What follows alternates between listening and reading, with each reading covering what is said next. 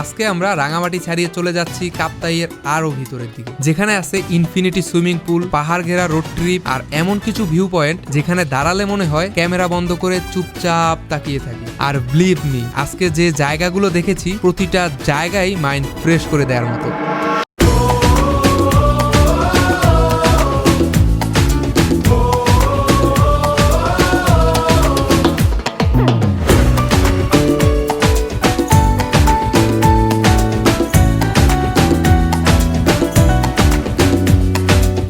ঘুম ঘুম চোখে রাঙামাটির তৃতীয় দিনে আপনাকে জানাচ্ছি শুভ সকাল। সকালে ঘুম থেকে উঠেই আমি একাই বের হয়ে গিয়েছিলাম এখানকার স্থানীয় হাটে, কারণ আমার ভিতরে সবসময় একটা জিনিস জানার কিউরিওসিটি কাজ করে। কোনো জায়গার আসল সৌন্দর্য শুধু ট্যুরিজম স্পটে না, ওই জায়গার মানুষ, তাদের কালচার, তাদের জীবনযাত্রার মাঝে লুকিয়ে থাকে। তাই ভাবলাম আজকে একটু রাঙামাটিকে কাছ থেকে ফিল করে দেখি। হাটে গিয়ে দেখি পাহাড়ি মানুষগুলো তাদের ফ্রেশ ফুডস, সবজি আর নানান জিনিস নিয়ে বসে আছে। তাদের দেখেই বোঝা যাচ্ছিল তাদের জীবনটা একদম সিম্পল কিন্তু শান্তিতে ভরা। এটা হচ্ছে মূলত যারা এই জায়গার স্থানীয় আছেন বা যারা এই রাঙামাটি শহরে বসবাস করেন তাদের জন্য একটা সাপ্তাহিক হাট। প্রতি সপ্তাহে শনিবার এই হাটটা বসে। আজকে যেহেতু শনিবার, আজকে এই হাটটা হচ্ছে, আর এই হাটটা দেখার জন্য আসছিলাম। একটু দেখে গেলাম আর কি কীভাবে এই জায়গার হাট পরিচালনা হয় বা কী কী পাওয়া যায় এই হাটে, যেগুলো একটু দেখলাম, ভালো লাগলো। কিছুক্ষণ হাট ঘুরে আমি আবার রুমে ফিরে আসি আর সবাই মিলে বের হয়ে যাই সকালে নাস্তা করতে। নাস্তা শেষে আমরা একটা মাইক্রো ভাড়া করে রওনা হলাম কাপ্তাইয়ের উদ্দেশ্যে।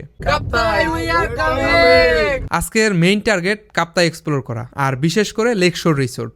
আর ভাই, এই রোড জার্নিটার কথা আলাদা করে বলতেই হবে। গাড়ির জানালা দিয়ে একটার পর একটা সুন্দর ভিউ রিভিল হচ্ছিল, যেগুলো অনেস্টলি কম্পেয়ার করার মতো না। কখনো পাহাড়, কখনো লেক, কখনো সবুজে ঢেকে থাকা রোড। মনে হচ্ছিল রাস্তা আমাদের ওয়েলকাম করছে। এভাবেই আমরা পৌঁছে যাই লেকশোর ভিউ পয়েন্টে। জায়গাটা অনেক ক্লিন, সাজানো গোছানো আর পিসফুল ছিল। এখানে কয়েকটা ফলের দোকান ছিল, সেখান থেকে আমরা আম আর লিচু টেরাই করি।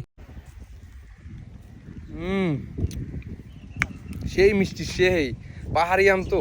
আর অনেস্টলি দুইটার টেস্টই অসাধারণ ছিল। পাহাড়ি এলাকার ফলের টেস্ট কেন জানি একটু আলাদাই হয়।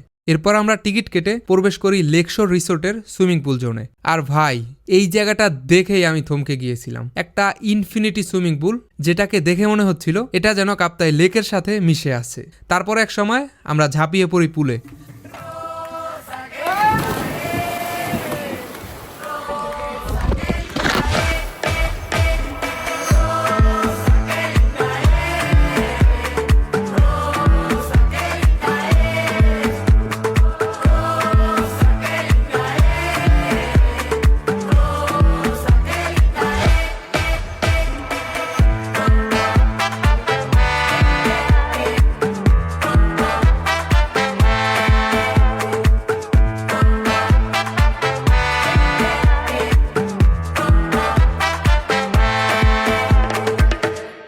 তো আমরা হচ্ছে সুইমিং পুলে গোসল টোসল শেষ করে ড্রেস চেঞ্জ করে ফেলছি। এখন বেরিয়ে যেতে হবে, কারণ এটার সময়সীমা ছিল হচ্ছে 1 ঘন্টা। আমরা বলে 1 ঘন্টা 20 মিনিট করেছিলাম। তো এখন যেহেতু আমাদের সময়সীমা শেষ, তাহলে বের হয়ে যেতে হবে। সত্যি বলতে পুলটা খুব বড় না, আর 300 টাকার টিকিট কারো কারো কাছে এক্সপেন্সিভ মনে হতে পারে, কিন্তু এই জায়গা থেকে যে ভিউটা পাবেন সেটার জন্য এক্সপিরিয়েন্সটা অ্যাবসলুটলি অর্থ ইট। লেকশোর রিসোর্টকে গুড বাই জানিয়ে আমরা আবার রাঙামাটির উদ্দেশ্যে রওনা হই। তবে ফেরার পথে আরো কয়েকটা জায়গায় ব্রেক দেওয়ার প্ল্যান ছিল। গাড়িতে উঠেই শুরু হয়ে গেল হিসাব, আজকে সবচেয়ে বেশি ফটো কে তুলেছে। আজকে ছবি তোলার প্রথম বিজেতা অ্যাস্থেটিক জিদান। এভাবেই আমরা পৌঁছে যাই আই লাভ কাপ্তাই ভিউ পয়েন্টে। এখানে একটা ক্যাফে আছে, রিভার ভিউ ক্যাফে। আমরা ক্যাফের ভিতরে ঢুকে বসি, আর ভাই, এই ক্যাফে থেকে যে নদীর ভিউটা দেখা যাচ্ছিল সেটা মারাত্মক সুন্দর ছিল। এখানে বসে চুপচাপ কিছুক্ষণ শুধু ভিউ দেখলেও মন ভালো হয়ে যায়। কিছু জায়গা আছে যেখানে খুব বেশি কিছু করার দরকার হয় না, শুধু বসে থাকলেই শান্তি লাগে। এটা তেমনই একটা জায়গা। এরপর আমরা চলে যাই সুইসাইড পয়েন্টে। এই জায়গাটার নাম সুইসাইড পয়েন্ট কেন এটা আমি জানি না, তবে আমার মনে হয় এত সুন্দর একটা জায়গা বলেই হয়তো মানুষ এটার নাম দিয়েছে সুইসাইড পয়েন্ট, কারণ ভিউটা সত্যি ডেঞ্জারাস লেভেলের সুন্দর ছিল।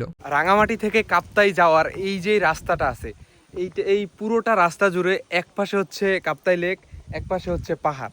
মানে এই জিনিসটা দেখতে এতটা ভালো লাগে, আর এই জিনিসটা দেখতে দেখতে কখন যে সময় চলে যায়, আপনি কখন যে গাড়িতে করে কাপ্তাই লেকে পৌঁছে যাবেন বুঝতেই পারবেন না। আমরা সবাই ফটো তুললাম, 4-5টা মন ভরে দেখলাম, আর কিছুক্ষণ শুধু পাহাড়ের বাতাস ফিল করেছিলাম।